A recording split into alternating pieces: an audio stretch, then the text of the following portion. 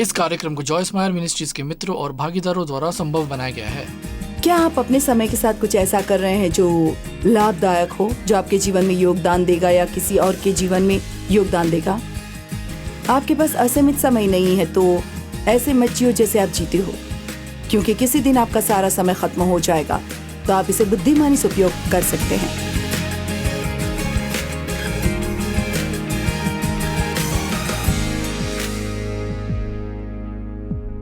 मुझे बहुत खुशी है कि आप आज मेरे साथ आनंद ले प्रतिदिन के जीवन का के लिए शामिल हैं, और मैं इस बात से उत्साहित हूँ कि जो मैं आज आपको सिखाऊंगी और मुझे लगता है कि ये कल भी चलेगा। मैं आज आपसे इस बारे में बात करना चाहती हूँ कि आप उन संसाधनों का क्या कर रहे हैं जो परमेश्वर ने आपको दिए हैं। ये कुछ ऐसा है जिसके बारे में हम सभी को समय समय पर सोचने की जरूरत है। आप कहते हैं खैर आप संसाधनों के बारे में क्या बात कर रही हैं, तो समय एक संसाधन है। पैसा, टैलेंट, क्षमताएं और वास्तव में जीवन भी है सामान्य तौर पर। तो मैं आपसे पूछती हूँ, आप अपने जीवन के साथ क्या कर रहे हैं? आप अपने समय के साथ क्या कर रहे हैं? आप अपने पैसे के साथ क्या कर रहे हैं? आप उन वरदानों, टैलेंट्स और क्षमताओं के साथ क्या कर रहे हैं जो परमेश्वर ने आपको दी हैं? जब आप अपने जीवन के अंत पर पहुंचेंगे तो क्या आप पीछे मुड़कर देखेंगे और निराश नहीं होंगे? बहुत अधिक पछतावा नहीं होगा? या आप ये कहने में सक्षम होंगे, मुझे लगता है कि परमेश्वर ने मुझे जो दिया मैंने उसे अच्छे से खर्च किया, मैंने इसे बर्बाद नहीं किया, मैंने इसका उपयोग उसकी महिमा के लिए किया। ये हम सभी के लिए समय समय पर सोचना बहुत महत्वपूर्ण है, क्योंकि दुनिया में बहुत सी चीज़ें हैं जो हमें विचलित कर सकती हैं और हमें गलत दिशाओं में खींच सकती हैं। और आपके पास जीने के लिए केवल एक ही जीवन है और आपके पास देने के लिए केवल एक ही जीवन है, और हम सभी को ये सोचने की ज़रूरत है कि हम इसे क्या दे रहे हैं। तो हम आज यूहन्ना 6:12 से शुरुआत करने जा रहे हैं, जहाँ यीशु के पास एक बड़ी भीड़ थी जो उसे उपदेश सुनने के लिए इकट्ठा हुई थी, और दोपहर के भोजन का समय बीत रहा था। वे सब भूखे हो रहे थे और इसलिए उसने शिष्यों को उन्हें खिलाने के लिए कहा, और निसंदेह उन्होंने कहा हमारे पास इतने लोगों को खिलाने के लिए पर्याप्त नहीं है। और उसने एक छोटे लड़के के पास जो कुछ था ले लिया और उसे कई गुना कर दिया। और यूहन्ना 6:12 में कहता है, जब उन सभी के पास खाने के लिए पर्याप्त था तो उसने अपने शिष्यों से कहा, जो टुकड़े बचे उन्हें इकट्ठा करो, कुछ भी बर्बाद न होने दो। मुझे वो शास्त्र बहुत पसंद है। यीशु बर्बादी को स्वीकार नहीं करते। वो चाहते हैं कि हमारे पास जो कुछ है उसका हम उपयोग करें, न कि उसे बर्बाद करें। हमारे पास जो कुछ भी है हम हमेशा खर्च कर रहे हैं, जैसे हम समय खर्च कर रहे हैं। मैंने एक दिन खुद को ये कहते हुए सुना, मुझे ऐसा लगता है जैसे मैं खर्च कर रही हूँ। मैं अपना बहुत सारा समय अच्छा दिखने की कोशिश में बिताती हूँ, और फिर ये एक तरह से मेरे ही कानों में गूंजने लगा, मेरे अपने कानों में, हाँ मैं अपना समय व्यतीत कर रही हूँ। और हर बीता हुआ दिन वो दिन है जिसे हम दोबारा वापस नहीं पाएंगे, और इसलिए हम ये नहीं कह सकते मंगलवार को तो मुझे लगता है कि मैंने कल का दिन बर्बाद कर दिया, इसलिए मैं वापस न इस दिन में जाऊंगा और न इसे वापस करूंगा। एक बार जब हम उस समय का उपयोग कर लेते हैं तो हमें वो वापस नहीं मिलता। इसलिए हमें इस बारे में थोड़ा सोचना चाहिए कि हम क्या कर रहे हैं, और न केवल ऐसे लोगों में से एक बनना जो हर दिन उठते हैं और ये देखते हैं कि क्या करना है। हम एक योजना बनाते हैं। यदि परमेश्वर आपकी योजना में बाधा डालना चाहता है तो उसे बदलने के लिए हमेशा तैयार रहें। लेकिन आप अपने समय के साथ क्या करने वाले हैं, इसके लिए एक योजना बना लें। और जब आप वास्तव में इसके बारे में सोचते हैं, बालों के अपॉइंटमेंट के बीच, कम से कम मेरे लिए बालों का अपॉइंटमेंट, बालों का रंग, कट स्टाइल, नील अपॉइंटमेंट, फेशियल, व्यायाम। अब मुझे एक पेशेवर व्यक्ति मिल गया है जो मेरी उम्र बढ़ने के साथ साथ मुझे स्वस्थ रखने और कई चीज़ों को चोट लगने से बचाने के लिए मेरी स्ट्रेचिंग कर रहा है। सभी दैनिक रख रखाव जो हम करते हैं, आप डेंटिस्ट के पास जाते हैं, आप अपने दांत साफ कराते हैं, और फिर वो चाहता है कि आप दांत साफ करें, और वो चाहता है कि आप ये करें, वो करें और कुछ और करें। और फिर आपको साल में एक बार आँख के डॉक्टर के पास जाना होगा, और मुझे साल में एक बार कान के डॉक्टर के पास जाना होता है और अपने कान साफ कराने होते हैं। और इसलिए ऐसी बहुत सी चीज़ें हैं जो हमें ध्यान रखनी है। लेकिन ऐसा नहीं है आप समय बर्बाद कर रहे हैं, लेकिन ये समय की बर्बादी नहीं है, क्योंकि आप अपना जितना बेहतर ख्याल रखेंगे आप उतने ही लंबे समय के लिए टिके रहेंगे और उतना ही बेहतर महसूस करेंगे। इससे कोई फर्क नहीं पड़ता कि आपकी उम्र क्या है। मान लीजिए कि आप 20 या 30 के हैं, आप शायद नहीं सोचते कि आप कभी 60 या 70 या 80 वर्ष के होंगे, लेकिन जब तक परमेश्वर आपको जल्दी घर नहीं ले जाते आप होंगे। और मैं आपको अनुभव से बता रही हूँ, आप ये सुनिश्चित करना चाहते हैं कि जब आप वृद्ध होंगे तब भी आप अच्छा महसूस करें। और यदि आप अपना ख्याल रखने में कुछ समय बिताते हैं तो आप अच्छा महसूस कर सकते हैं। आप जानते हैं, मैंने कई वर्षों तक कहा मेरे पास एक्सरसाइज करने का समय नहीं, लेकिन आप जानते हैं मुझे क्या पता चला, जो कुछ भी आप वास्तव में करना चाहते हैं, यदि आप उससे पर्याप्त दृढ़ता से करना चाहते हैं तो आप उसके लिए समय निकाल लेंगे। यदि आप जानना चाहते हैं कि आपके लिए क्या महत्वपूर्ण है, तो बस ये देखें कि आप अपना समय क्या करने में व्यतीत कर रहे हैं। हम हमेशा कुछ न कुछ खर्च करते रहते हैं। समय एक संसाधन है जो परमेश्वर ने हमें दिया है। कुछ के पास दूसरों की तुलना में अधिक है, लेकिन आपको कितना भी दिया गया हो, एक बार आपने इसका उपयोग कर लिया तो आपने इसे उपयोग कर लिया है और आपको वो वापस नहीं मिलेगा। इसलिए मैं आज आपसे वास्तव में इस बारे में सोचने के लिए कह रही हूँ। जब ये कार्यक्रम समाप्त हो जाएगा तो मैं चाहती हूँ कि आप इस बारे में सोचें कि आप अपने समय के साथ क्या कर रहे हैं और आप इसे उसमें डाल रहे हैं जिसमें आप इसे डालना चाहते हैं, या क्या आप केवल परिस्थितियों को अपने ऊपर हावी होने दे रहे हैं। क्या आप फेसबुक पर सिर्फ गपशप सुनने और शायद कुछ भी गपशप करने में दिन में 3 घंटे बिता रहे हैं। क्या आप अपने समय के साथ कुछ ऐसा कर रहे हैं जो लाभदायक हो, जो आपके जीवन में योगदान देगा या किसी और के जीवन में योगदान देगा। आपके पास असीमित समय नहीं है, इसलिए ऐसे मत जियो जैसे आप जीते हो, क्योंकि किसी दिन आपका सारा समय चला जाएगा। तो आपको इसे बुद्धिमानी से उपयोग करना है। समय बिताते हुए मुझे लगता है कि यह महत्वपूर्ण है कि हम अपना ख्याल रखें, हम जितना हो सके अच्छे दिखें। हम परमेश्वर का प्रतिनिधित्व करते हैं और इसलिए मैं आपका कुछ समय अपना ख्याल रखने में बिताने की सलाह देती हूँ। लेकिन परमेश्वर नहीं चाहते कि हम अपना समय बर्बाद करें। हम जो भी समय बिताते हैं हम उनके साथ 2 चीज़ों में एक कर रहे होते हैं। हम या तो बर्बाद कर रहे होते हैं या हम निवेश करते हैं। और जब आप निवेश करते हैं तो यह हमेशा लंबी अवधि में हमें फ़ायदा देता है, लेकिन यदि आप बर्बाद कर रहे हैं तो यह ख़त्म हो जाता है और आपको इससे कुछ भी नहीं मिलता। क्या आपने कभी इस तरह की चीज़ों के बारे में सोचा है? मैं आपके साथ बहस करने में बहुत अधिक समय व्यतीत कर रही हूँ। मैं क्रोधित होने और क्षमा न करने में बहुत अधिक समय व्यतीत कर रही हूँ। मैं क्या खाती हूँ, इसे कैसे ठीक करती हूँ, इसे कहाँ से खरीदती हूँ, ऐसी बहुत सी बातों पर बहुत अधिक समय खर्च कर रही हूँ। मुझे लगातार अपना समय अपने घर में उन चीज़ों की तलाश में बिताना पड़ रहा है जिन्हें मैं कहीं और रखती हूँ और याद नहीं आता कि मैंने उन्हें कहाँ रखा है। हर एक दिन, ऐसे बहुत कम दिन होते हैं जब मुझे अपना फ़ोन ढूंढने की ज़रूरत न पड़ती हो। ये डेव और मेरे बीच एक मजाक की तरह है, क्योंकि मुझे उन्हें अपने फ़ोन पर कॉल करने के लिए कहना पड़ता है ताकि मैं उसे ढूंढ सकूं। ये अद्भुत जगह है जहां हम अपना फ़ोन छोड़ सकते हैं। एक दिन आखिरकार मुझे मेरी दराज में मेरे मेकअप बैग में मेरा फ़ोन मिला। हम उन्हें कहीं अजीब जगह पर छोड़ सकते हैं और फिर उन्हें ढूंढने में समय बर्बाद कर सकते हैं। क्या आपने कभी सोचा है हमारे पास बहुत सारा सामान है? आप में से कितने लोगों के पास बहुत अधिक सामान है? ठीक है, आप जानते हैं जो कुछ भी आप अपने घर में लाते हैं वो कुछ न कुछ होता है जिसकी आपको देखभाल करनी होती है या आप धूल झाड़ते हैं। यदि आपके पूरे घर में 150 गहने पड़े हैं तो ये ऐसी चीज़ें हैं जिनसे आपको धूल झाड़ना है। शायद आपके लिए ये साफ सफाई करने का समय आ गया है। बस अपने लिए एक बड़ा बॉक्स लीजिए और अपने घर में घूमिए और हो सकता है कुछ ऐसी चीज़ें हों जो अब आपके लिए वास्तव में उतनी महत्वपूर्ण नहीं है। कभी कभी हमारे घर पर इतना सारा सामान आ जाता है कि हमें कुछ दिखाई नहीं देता। आप वे चीज़ें भी नहीं देखते जो आपको वास्तव में पसंद है, क्योंकि लोग आपको वो चीज़ें देते हैं, आप उन्हें फेंकना नहीं चाहते तो आप उन्हें कहीं रख देते हैं और फिर आप सेल पर कुछ देखते हैं और आप उसे खरीदते हैं और आप उसे कहीं रख देते हैं। और इसलिए बस सावधान रहें कि आपके पास कितना सामान है। शायद अब कुछ बदलाव करने का समय आ गया है। अपना समय बुद्धिमानी से व्यतीत करें, इसे बर्बाद न करें।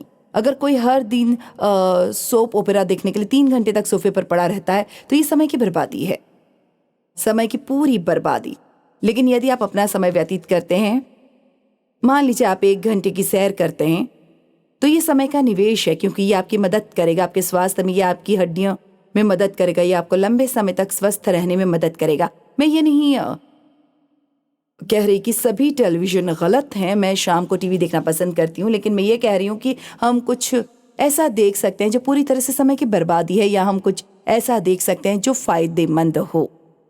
मुझे अच्छी डॉक्यूमेंट्रीज पसंद है, मैं उनसे चीज़ें सीखती हूँ। हाल ही में मैं मज़ेदार फिल्में देखने की कोशिश कर रही थी क्योंकि मुझे हंसना पसंद है, और बाइबल कहती है हंसी एक दवा की तरह अच्छी होती है। यह हमारे लिए अच्छा है, इसलिए आप अपने अंदर क्या डालते हैं इसके बारे में सावधान और सतर्क रहें, क्योंकि एक बार जब ये वहाँ आ जाता है तो इसे बाहर निकालना इतना आसान नहीं होता है। उन संसाधनों की एक सूची ले जो परमेश्वर ने आपको दी है। सपोपदेशक कहता है जन्म लेने का एक समय होता है और मरने का भी एक समय होता है, और ये चलता रहता है और आगे कि हर चीज का एक समय है। हम में से प्रत्येक के पास समय बांटा गया है, और इफिसियों 5:16 में कहा गया है समय को बहुमूल्य समझो, अपने समय का बुद्धिमानी से उपयोग करो। समय मूल्यवान समझने का क्या मतलब है? इसका मतलब है इसे लेना और इसका बुद्धिमानी से उपयोग करना। अब मैं एक सेकंड के लिए रुकती हूँ और आपसे पूछती हूँ, क्या आप मानते हैं कि आप अपने समय का बुद्धिमानी से उपयोग कर रहे हैं? मैं जानती हूँ कि परमेश्वर ने आज मुझे ये किसी ऐसे व्यक्ति के लिए सिखाया है जो देख रहा है, उस सभी के लिए जो देख रहे हैं, और इसका अध्ययन करना मेरे लिए और भी अच्छा है क्योंकि हम इस क्षेत्र में बहुत आसानी से भटक सकते हैं। बाइबल कुलुस्सियों 4:5 में कहती है बाहरी दुनिया के लोगों गैर मसीहियों के साथ अपने संबंधों में बुद्धिमानी से व्यवहार करें, विवेकपूर्ण और विवेक के साथ जिएं, अपने समय का अधिकतम समय उपयोग करें और बहुमूल्य समझें अवसर को। आप जानते हैं यदि आप दोबारा जन्मे मसीह हैं तो यीशु आपका उद्धार करता है। वो अपने राज्य का विस्तार करने के लिए आपका उपयोग करना चाहता है, और आपको यह ध्यान में रखना होगा कि लोग लाखों करोड़ों लोग किसी चीज की तलाश में हैं। उनमें से कुछ को ये भी नहीं पता कि वे क्या खोज रहे हैं, लेकिन आप एकमात्र यीशु हो सकते हैं जिसे वे कभी देखेंगे। अब जाहिर है आप यीशु नहीं है, मैं यीशु नहीं हूं, लेकिन हम पृथ्वी पर उनके निजी प्रतिनिधि हैं, और ये महत्वपूर्ण है कि हम सप्ताह में एक बार चर्च में बैठते और ये सोचने के अलावा कुछ और करें कि बस इतना ही है। हमें दुनिया में बाहर निकलने की ज़रूरत है, और हमें उसका प्रतिनिधित्व करने की ज़रूरत है, और हमें उसका अच्छी तरह से प्रतिनिधित्व करने की ज़रूरत है। जब आप काम पर जाएं तो दोपहर के भोजन की मेज़ पर बैठकर और केवल गपशप न सुने या गंदे चुटकुले या ऐसी चीज़ें न सुने जो पूरी तरह से समय की बर्बादी है। ऐसा करने से बेहतर होगा कि आप अकेले ही खाएं और कोई अच्छी किताब या कुछ और पढ़ें, और जब आप ऐसा करते हैं तो ये वास्तव में एक अच्छा गवाही भी साबित होता है, क्योंकि यदि आप कहते हैं कि आप एक मसीही हैं तो लोग वास्तव में आपसे एक मसीह की तरह रहने की उम्मीद करते हैं, और कभी कभी वे सिर्फ ये देखने के लिए आपका परीक्षण करते हैं कि आप कैसा बर्ताव करते हैं। मेरे पति मेरे साथ पूर्णकालिक सेवकाई में आने से पहले उन्होंने इंजीनियरिंग क्षेत्र में काम किया था, और उन्होंने कहा था कि ऐसे समय होते थे जब लोग आते थे और उन्हें गंदे चुटकुले सुनाते थे, और उन्होंने कहा मैं बता सकता हूँ कि वे बस ये देखने के लिए मेरा परीक्षण कर रहे थे कि मैं क्या करूँगा। और उसने मुझे बताया कि एक बार उसने एक आदमी से कहा था, उसने कहा था आप जानते हैं मैं ये सुनना नहीं चाहता, तो आप मेरे साथ आकर मुझे बताने की कोशिश क्यों करते हैं? खैर आप जानते कभी कभी हम ऐसी बातें कहना पसंद नहीं करते, हम शर्मिंदा नहीं होना चाहते या हम दूसरे व्यक्ति को शर्मिंदा नहीं करना चाहते। लेकिन आप जानते हैं ये दिलचस्प बात है कि डेव जिस चीज में विश्वास करते थे उसके लिए खड़े हुए। आप जानते हैं कि परिणाम क्या हुआ? जब इन लोगों के जीवन में समस्याएं थीं, जब उन्होंने विवाह में समस्याएं थी, जब वे बीमार थे, वे हमेशा उनके पास आते थे और उनसे सलाह मांगते थे या प्रार्थना के लिए पूछते थे। लेकिन यदि आप चाहते हैं कि लोग विश्वास करें कि परमेश्वर वास्तव में वास्तविक है और ये वास्तव में आपके जीवन में वास्तविक बदलाव लाता है, तो आपको इस तरह से व्यवहार करना होगा कि वो उस पर विश्वास करे। कृपया केवल रविवार को चर्च जाकर और फिर सप्ताह के बाकी दिनों में हर किसी की तरह व्यवहार न करें। ऐसा व्यवहार न करें जैसा आप सोचते हैं कि आप उनसे बेहतर हैं, लेकिन आपको एक नैतिक मानक रखना होगा और आपको ये सुनिश्चित करना होगा कि आप ऐसा करें और न केवल हर किसी की तरह व्यवहार करें, क्योंकि आप नहीं चाहते कि लोग ऐसा सोचे आप एक विचित्र हैं या आप अजीब हैं। अपने समय का बुद्धिमानी से उपयोग करें, विशेषकर बाहरी दुनिया के लोगों के साथ। सुनिश्चित करें कि आप परमेश्वर का प्रतिनिधित्व उसी तरह से करें जैसे उसका प्रतिनिधित्व किया जाना चाहिए। अपने आप को बुरा व्यवहार न करने दे और बुरी गवाही न दे। ये उस व्यक्ति को यीशु दिखाने का आपका एकमात्र अवसर हो सकता है। यदि परमेश्वर आपके लिए किसी की गवाही देने का दरवाजा खुला रखता है तो ऐसा करने से न डरें। कभी कभी हम अपने शब्दों से गवाही देते हैं, कभी कभी हम अपनी जीवन और व्यवहार से गवाही देते हैं। आपको ये महसूस करने के लिए दबाव महसूस करने की जरूरत नहीं है कि आपको उस अविश्वास को उपदेश देने की जरूरत है जो आपके सामने आता है। कभी कभी परमेश्वर चाहता है कि आप प्रार्थना करें। ये बहुत महत्वपूर्ण है कि वो उनके हृदय को तैयार करें, कि उनका हृदय ये सुनने के लिए खुला रहे जो आप कहना चाहते हैं। एक कहावत है जो मुझे लगता है इस प्रकार है, हर समय उपदेश दें और यदि आवश्यक हो तो शब्दों का प्रयोग करें। मैं सचमुच मानती हूँ कि हम अपने शब्दों की तुलना में अपने जीवन से कहीं अधिक प्रचार करते हैं। असल में यदि आप लोगों को बताते हैं कि क्या करना है और फिर खुद नहीं करते हैं तो ये वास्तव में इससे भी बदतर है कि आप शुरुआत में अपना मुंह बंद रखें। आप जानते हैं ऐसे अवसर हैं जो परमेश्वर हमें देते हैं कि यदि हम उन्हें नहीं लेते हैं तो वे दोबारा हमारे पास से नहीं गुजरते। परमेश्वर के प्रति आज्ञाकारी होना और वो आपको आपके दिल में रखता है, उसे सुनना और अविश्वास के उन कदमों को उठाना महत्वपूर्ण है ताकि आप बाहर निकले और वही करे जो वो आपसे चाहते हैं। जब परमेश्वर कुछ करना चाहते हैं, अगर उन्हें हजारों अलग लोगों से गुजरना पड़ता है, अब मेरी बात सुनिए, यदि परमेश्वर कुछ करना चाहता है, यदि उसे हजारों अलग अलग लोगों के बीच से गुजरना पड़ता है तो उसे कोई ऐसा व्यक्ति मिलेगा जो उसकी इच्छा पूरी करेगा। अच्छा, आप ही वो व्यक्ति क्यों नहीं बनते? आप जानते हैं बाइबल में एस्तर एक महिला है, वो एक युवा महिला। मुझे यकीन है कि उसके पास अपने जीवन के लिए योजनाएं थी और वो परमेश्वर से उन योजनाओं के अचानक बिना किसी सूचना के बाधित होने की उम्मीद नहीं कर रही थी। लेकिन उसके लोग यहूदियों से नफरत करने वाले हामान नाम के एक दुष्ट व्यक्ति के कारण मारे जाने के खतरे में थे और इसलिए एस्तर ने अंकल ने उसे राजा के कमरे में जाने और राजा का पक्ष लेने की कोशिश करने और अंततः उसके सामने जाने और अपने लोगों के लिए प्रार्थना करने के लिए कहा। खैर, वो ऐसा करने से डरती थी, वो नहीं जानती थी कि उसके साथ क्या होगा। सबसे पहले आप राजा के सामने तब तक नहीं जाते जब तक आपको बुलाया नहीं जाता। लेकिन यहाँ उसके अंकल ने उससे क्या कहा, यदि तुम इस समय चुप रहोगी तो यहूदियों के लिए राहत और मुक्ति किसी अन्य स्थान से उत्पन्न होगी। जैसा कि मैंने कहा, परमेश्वर हमेशा किसी को वो करने के लिए ढूंढ लेंगे जो वो उनसे करवाना चाहते हैं, परंतु तुम और तुम्हारे पिता का परिवार नष्ट हो जाएगा। और कौन जानता है कि तुम ऐसे समय के लिए अपने शाही पद पर आई। मैं व्यक्तिगत रूप से विश्वास करती हूँ कि हम सभी किसी कारण से समय के इतिहास में एक विशेष समय में पैदा हुए हैं। हम अभी पृथ्वी पर बहुत कठिन समय में रह रहे हैं। शायद आप सोचते हो कभी कभी काश मेरा जन्म किसी अलग समय पर होता। आप जानते हैं, मैं सोचती हूँ कि जब मैं किशोर थी तो दुनिया आज की तुलना में कितनी बेहतर थी। मेरा मतलब है उस समय के अविश्वासी अब के कुछ अविश्वासियों से अधिक अच्छे थे। हमने बहुत कुछ खो दिया है। बहुत से लोग तो ये भी नहीं जानते कि उत्कृष्टता क्या होती है, वे नहीं जानते कि ईमानदारी क्या है। लोग अपनी बात को पूरा नहीं करते। ऐसा लगता है कि दुनिया इतनी नफरत और संघर्ष से भरी हुई है और बहुत से लोग क्षमा नहीं कर रहे हैं। लेकिन मेरा मानना है कि हमें ऐसे ही समय के लिए बुलाया गया है। मैं नहीं मानती कि जीवन की इस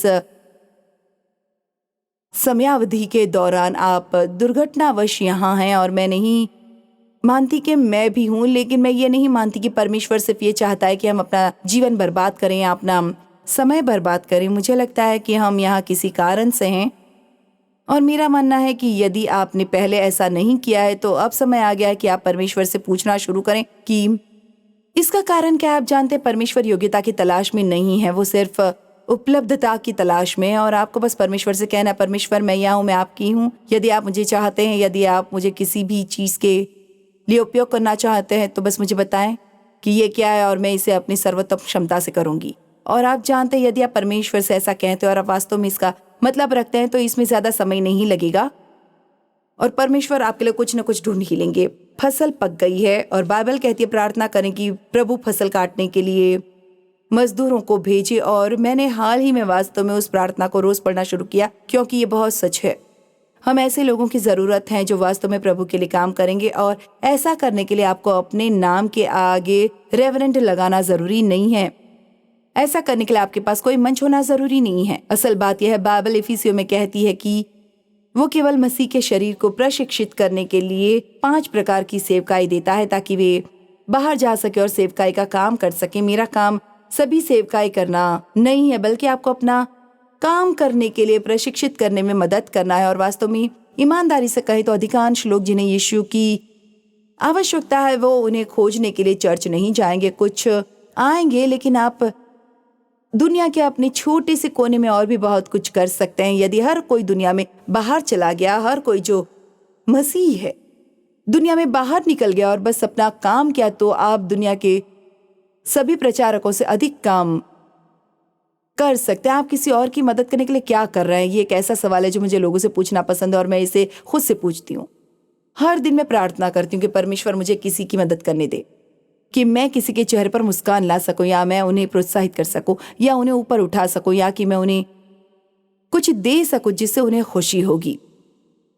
जो चीज़ें आपके पास है उनका उपयोग न करें, चीज़ें प्राप्त करने के लिए लोगों का उपयोग न करें, लोगों के लिए आशीष बनने के लिए अपने पास मौजूद चीज़ों का उपयोग करें। परमेश्वर हमें सभी संसाधन देते हैं और आप जानते हैं जो कुछ भी आपके पास है वो वास्तव में आपका नहीं है। परमेश्वर इसका मालिक है और आप इसके प्रबंधक हैं, और वो इससे अपेक्षा करता है कि वो हमें जो कुछ देता है उसका हम बुद्धिमानी से उपयोग करें। बाइबल में इस बारे में बहुत सी महान बातें बताई गई हैं।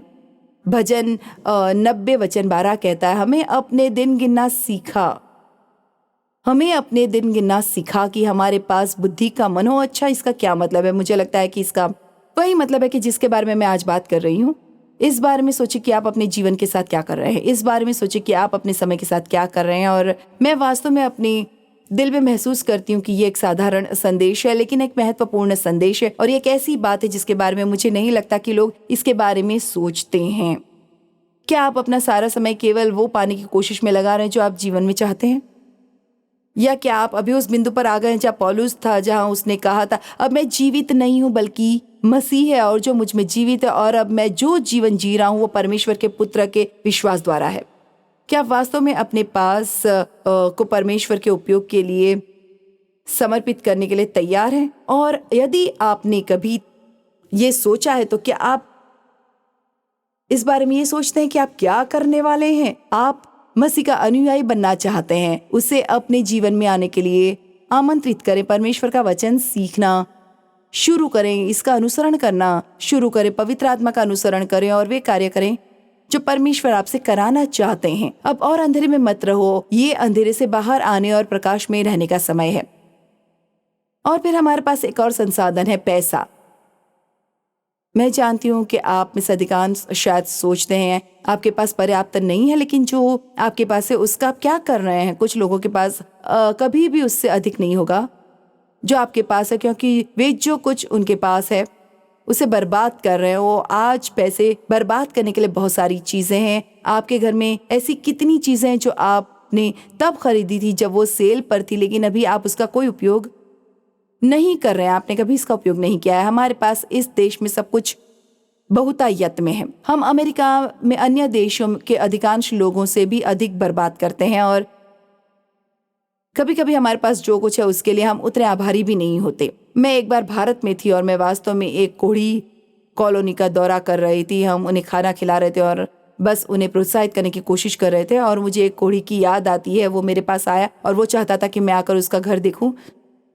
खैर, मुझे नहीं पता था कि मैं क्या देखने वाली थी, लेकिन उसने जो अपने घर में बुलाया, और निश्चित रूप से मैं चौंक गई जब वो मुझे उस स्थान ले गया। तो ये मूल रूप से एक गड्ढा था जो एक पहाड़ी के किनारे से खोदा गया था, और ये अंदर जाने के लिए काफी लंबा था, और उस छेद में जो कुछ था वो मिट्टी की दीवारें, गंदा फर्श था। वहाँ उसका बिस्तर, एक झूला था, और एक कोने में कुछ मेटल के बर्तन थे जो टेढ़े मेढ़े थे, और एक मेटल की प्लेट थी, और वो अपने घर को लेकर बहुत उत्साहित था। वो पहाड़ी के किनारे स्थित उस छेद के लिए हम में से अधिकांश लोगों की तुलना में यहाँ हमारे देश में मौजूद सुंदर घरों और मकानों के लिए अधिक आभारी था। हमें ये सीखने की जरूरत है कि हम अपना पैसा बर्बाद न करें, बल्कि इसका उपयोग अन्य लोगों की मदद करने के लिए करें, और इसका कम से कम कुछ हिस्सा सुसमाचार का प्रचार करने में उपयोग करें। मेरे पति बहुत अच्छी बात कहते हैं, और हमने इसे अपने सभी बच्चों को सिखाया, और हम इसे अपने पोते पोतियों को सिखा रहे हैं। देव बस एक दिन पैसों के लिए इस महान योजना के साथ आया। उन्होंने कहा, कुछ बचाएं, कुछ खर्च करें और कुछ दें। आपको जो भी मिलता है उसमें से अपने भविष्य के लिए थोड़ा बचा कर रखें, क्योंकि किसी दिन आपको इसकी आवश्यकता पड़ेगी। केवल सामाजिक सुरक्षा पर निर्भर न रहें। जब आपको इसकी आवश्यकता होगी तब आप ये भी नहीं जानते कि इसका क्या होगा। कुछ बचाए, कुछ बचाना बुद्धिमानी, कुछ खर्च करें। जब आप पूरे सप्ताह कड़ी मेहनत करते हैं तो आप अपने ऊपर थोड़ा खर्च करना चाहते हैं। आप अपने लिए कुछ ऐसा पाना चाहते हैं जिसकी आपको आवश्यकता है, आप चाहते हैं, और ये ठीक है। और कुछ दे दें। आपको जो मिलता है उसका एक हिस्सा हमेशा उन लोगों को दें जिनके पास आपके पास से कम है। फालतू चीज़ों पर अपना पैसा बर्बाद न करें जिनसे कोई फायदा नहीं होने वाला है, बल्कि वास्तव में सोचिए कि आप अपने पैसों के साथ क्या कर रहे हैं। अपने पैसों के लिए एक योजना बनाएं और इसे एक बुद्धिमान योजना बनाएं। अब हम इस शिक्षण को लेकर जारी रखेंगे, क्योंकि मेरे पास अभी कुछ अन्य चीज़ें हैं जिनके बारे में बात करनी है, बर्बादी के बारे में। लेकिन याद रखिए, यीशु ने कहा टुकड़े टुकड़े इकट्ठा करो ताकि कुछ बर्बाद न हो। वो बर्बादी के पक्ष में नहीं है। यदि आप पैसों की आशा रखते हैं तो आपको पैसों का सम्मान करना होगा। और इसलिए चाहे आपके पास कितना भी पैसा हो, आप पृथ्वी पर सबसे अमीर व्यक्ति हो सकते हैं, लेकिन फिर भी आपको अपना पैसा बर्बाद करने का कोई अधिकार नहीं है।